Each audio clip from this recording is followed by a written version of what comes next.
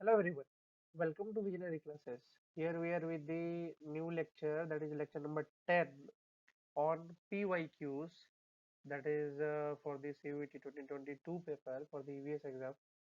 जैसा कि यूजी का फॉर्म फिलअप ऑलरेडी आउट हो चुका है and the form fill up date is already 31st and now the PG exam date will be very soon out in the April. ठीक है, अप्रैल में एग्जाम का डेट आ जाएगा और जून में ये एग्जाम होने की प्रोबेबिलिटी 100% है।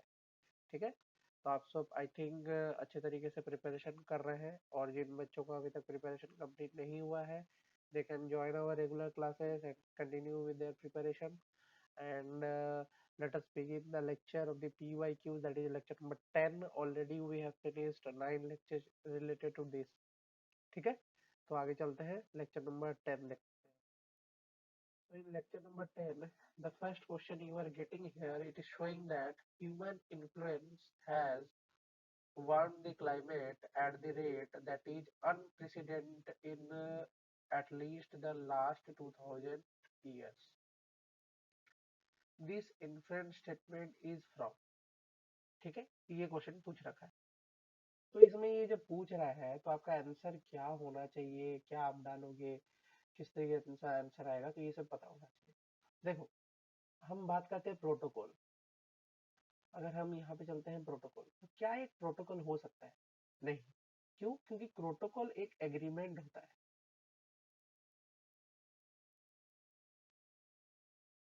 ठीक है, और इसमें इस तरीके के स्टेटमेंट या इन्फ्रेंसेस नहीं दिए जाते हैं। क्लियर? तो उसी तरीके से मॉन्ट्रियल प्रोटोकॉल ये भी एक एग्रीमेंट है, तो इन सब में तो होगा ही नहीं, सबसे पहली बात। ठीक है, हाँ, कोप 2015 जो है ये आपको लग रहा होगा कि ये भी आंसर बन सकता है, but it is not the answer, because ये एक मीटिंग है।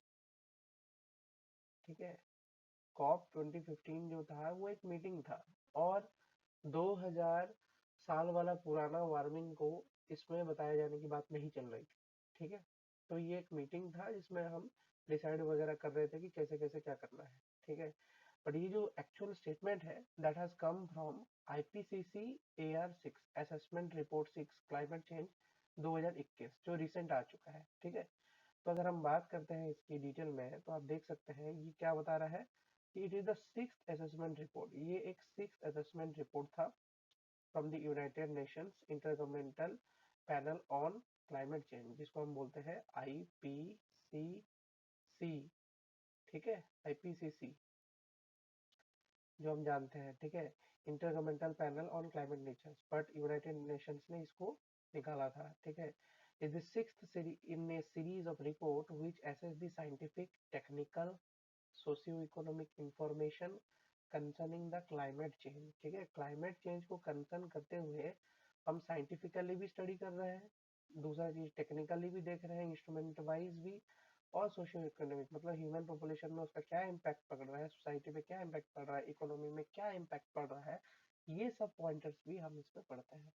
ठीक है, so in this report they are saying that the human influence has warmed the climate at a rate that it is unprecedented in at least the last 2000 years। इतना बढ़ गया है कि ह्यूमन इन्फ्लुएंस कि इतना वार्मिंग हो गया है कि इसको पकड़ पाना मुश्किल है, ये स्टेटमेंट वो दे रहे हैं।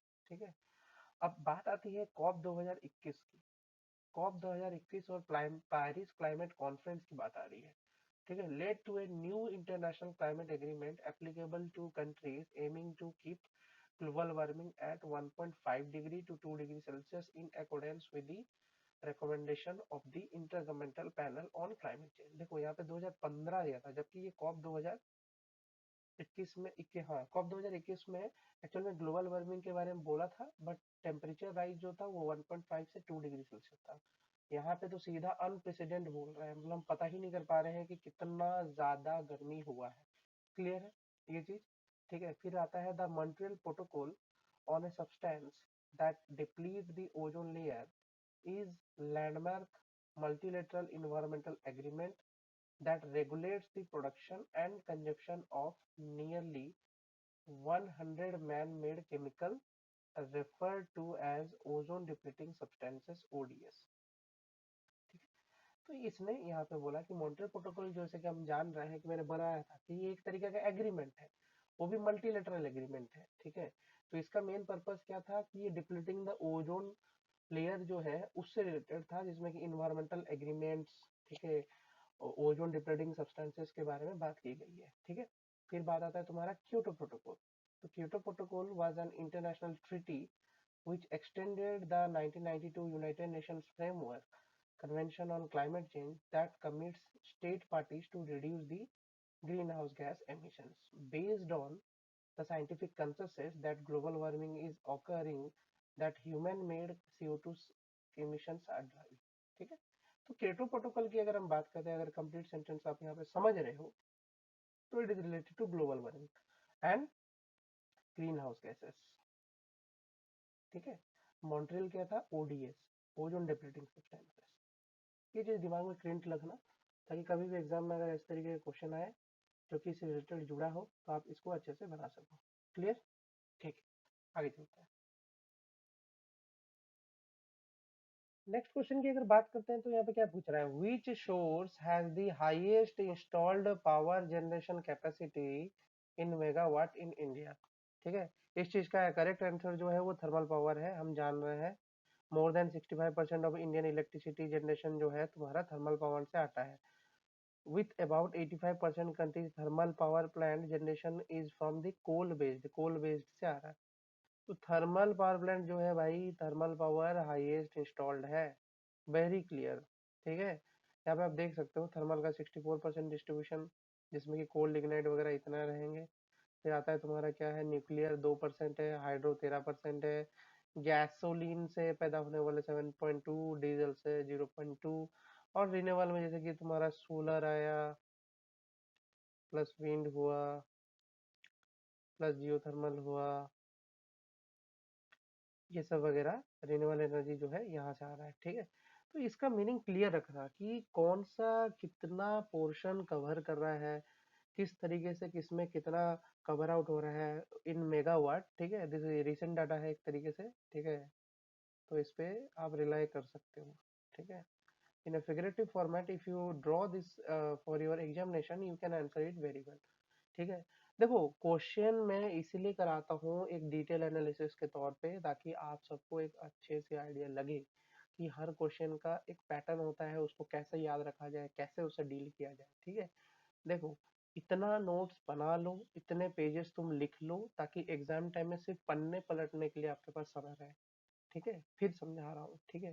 That's why this is very important. और जिन बच्चों को हमारे रेगुलर क्लासेस ज्वाइन करने हैं, they can join our regular classes as soon as possible, ठीक है। वहाँ पे आपको डिटेल मटेरियल वगैरह भी प्रोवाइडेड हो जाएगा, इसको प्रिंट करके भी पढ़ सकते हो, ठीक है। It is very simple. आगे चलते हैं। देखो, क्वेश्चन पूछ रहा है नेक्स्ट क्वेश्चन में, BOD, biochemical oxygen demand is used for the measurement of. बहुत सिंपल है। BOD is a measure of organic matter present in the water. In other words, BOD is the amount of oxygen consumed by the microbes to decompose all the organic matter in 1 liter of water at 20 degree Celsius for 5 days, ठीक है। तो BOD 5 जो है इसका meaning यही होता है, ठीक है। It is a precise quantitative test but a robust indicator of the degree of the organic pollution of water. देखो, सबसे पहले चीज बोला कि वाटर के बारे में बता रहा है। अब देखो, वाटर है तो सिंपल सी बात है कि वेस्ट वाटर होगा। तो वेस्ट वाटर ट्रीटमेंट के लिए ही तुम्हारा बीओडी यूज होता है, वेस्ट वाटर के लिए, जैसे कि यहाँ पे लिखा हुआ है। तो वेस्ट वाटर मतलब कहाँ से निकल रहा है भाई, सिंपल सी बात है, सीवेज पॉल्यूशन यार। इसमें तो कुछ बोलने की जरूरत ही नहीं है, मुंह खोल के आंसर है, ठीक है। But again we have to read what is thermal pollution, what is nuclear pollution, what is atmospheric pollution. You should know कि ये पॉल्यूशन वगैरह भी कैसे हो रहे हैं, एटमॉस्फेरिक पोल्यूशन हुआ, थर्मल पोल्यूशन हुआ, न्यूक्लियर पोल्यूशन हुआ, how this is happening you should also know that very easily so that you can answer it very quickly, ठीक है। तो ये कंप्लीट हुआ, आगे चलते हैं। फिर पूछता है कि which of the following instrumental technique can be used for the analysis of carbon monoxide। देखो बहुत ही सिंपल है। देखो, एक तो याद रखना है तुमको, पॉल्यूटेंट्स को किस प्रोसेस से डिटरमाइन किया जाता है। प्रोसेस से, प्रोसेस हुआ, या और सम टेक्निक हुआ, किससे डिटरमाइन किया जाता है, या और इंस्ट्रूमेंटेशन हुआ, ये तुमको याद रखना है। Clear, for examination point of view you should no it, ठीक है। तो अगर हम बात करते हैं कि ये बोला instrumental technique can be use to analyse this carbon monoxide, तो भाई सिंपल सी बात है, non dispersive infrared spectroscopy GC using flame ionization detection FID are the two most common method used to analyze the carbon monoxide in the environmental sample। तो non dispersive infrared spectrometry जो है वो तुम्हारा answer है, ठीक है। यहाँ पे आप देख सकते हो NDR का फिगर देख सकते हो, मोटर लगा है, रोटर लगा है, डिस्ट्रीब्यूशन ऑफ सेल्स है, सैंपल इनलेट हो रहा है, मेजरिंग हो रहा है, मास फ्लो हो रहा है, इंटरफेरेंस कंपनसेशन हो रहा है, इंफ्रारेड का सोर्स भी जा रहा है। So this is a beautiful idea, you should know about those pollutants and processes techniques जिसके थ्रू से ये प्रोसेस कंप्लीट होता है। क्लियर? तो इसका आइडिया हो गया कार्बन मोनोऑक्साइड के बारे में। सो कार्बन मोनोऑक्साइड के लिए नॉन NDR और FID दो चीजें याद रखना है for examination point of view. देखो डिटेल में पढ़ने की जरूरत नहीं है क्योंकि आएगा भी नहीं एग्जाम में। तुम पहले एग्जाम तो क्लियर करो, फिर जब यूजी नेट की तैयारी करोगे या कुछ और तैयारी करोगे तो अच्छे से इसको क्लियर आउट करोगे, ठीक है। We are also providing those lectures for the UCNet also, so you can join our level classes also for that. But right now, you should know what is the previous year question that you should solve in order to crack the CUT exam for your selection in different universities. Clear है? चलो आगे चलते हैं।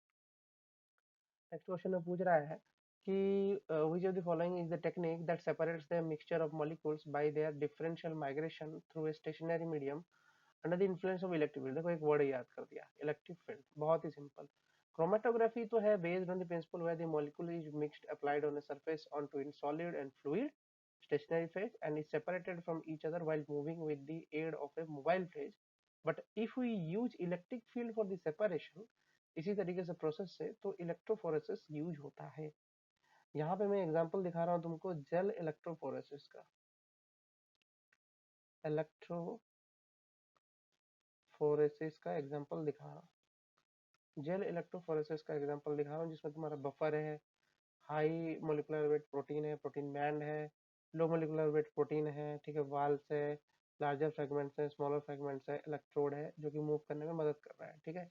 तो अगर migration हो रहा है अलग अलग तुम्हारे इलेक्ट्रिक फील्ड में, अलग अलग बफर सोल्यूशन में तुम्हारे अलग अलग प्रोटीन का, तो ये इस तरीके से आप इलेक्ट्रोफोरेसिस से डील कर सकते हो। This is a way where you can use electrophoresis method to separate out your mixtures, ठीक है, by the influence of electric field. I hope कि ये वाला जो पोर्शन है ये क्लियर आउट हो गया होगा। और अगर किसी को भी अभी भी हल्का सा भी डाउट है, if you have doubt related to electrophoresis and all the techniques, so you can comment me in the box and बाकी जो भी बच्चे हैं वो रेगुलर क्लासेस ज्वाइन कर सकते हैं, there you will get everything whatever you want, ठीक है। तो आई होप कि ये एंजॉय किया आपने लेक्चर।